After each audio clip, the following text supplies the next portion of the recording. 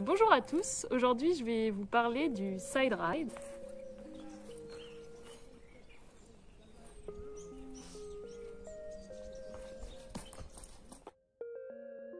Le side ride, c'est typiquement le genre de figure qu'on ne peut pas faire en se tenant ou c'est difficile aussi d'être tenu, donc il faut simplement se lancer. On va mettre la pédale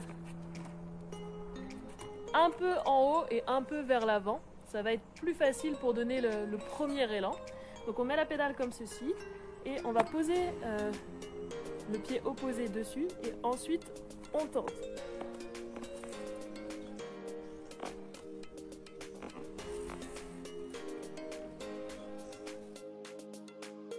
Pour le side ride, il y a deux positions de main. Soit on tient une main de chaque côté de la selle, soit on peut mettre la main au milieu et tenir une main devant.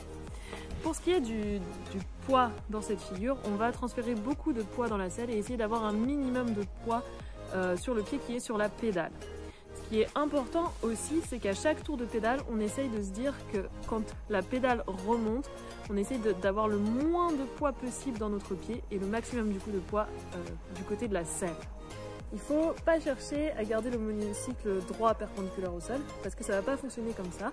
Il faut pencher un peu le monocycle pour que le poids reste au-dessus de l'axe.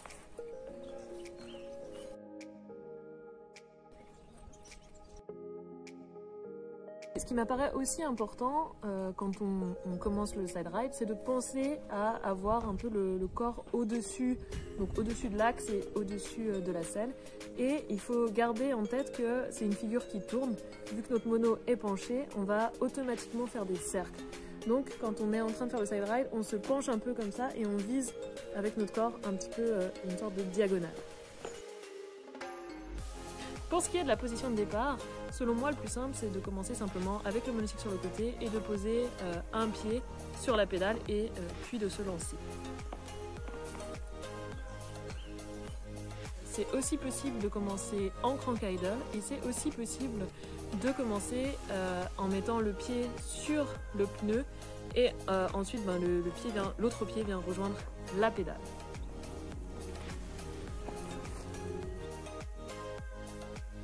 Voilà, donc je vais terminer par vous donner quelques conseils. C'est important du coup de ne pas garder son corps en arrière, parce que si on garde son corps en arrière, on ne va jamais y arriver parce que le poids ne sera pas bien mis pour pouvoir réussir à faire plusieurs tours de roue.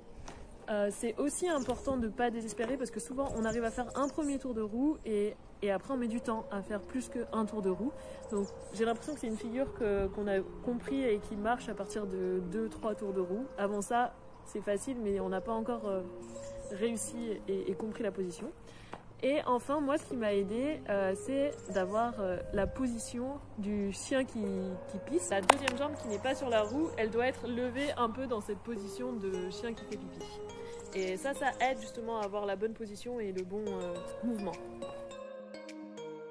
Pour terminer, je vais vous montrer quelques transitions avec le side ride, mais c'est une figure pour laquelle il existe vraiment beaucoup de transitions. Et voilà, maintenant c'est à vous de jouer et bon entraînement et bonne chance!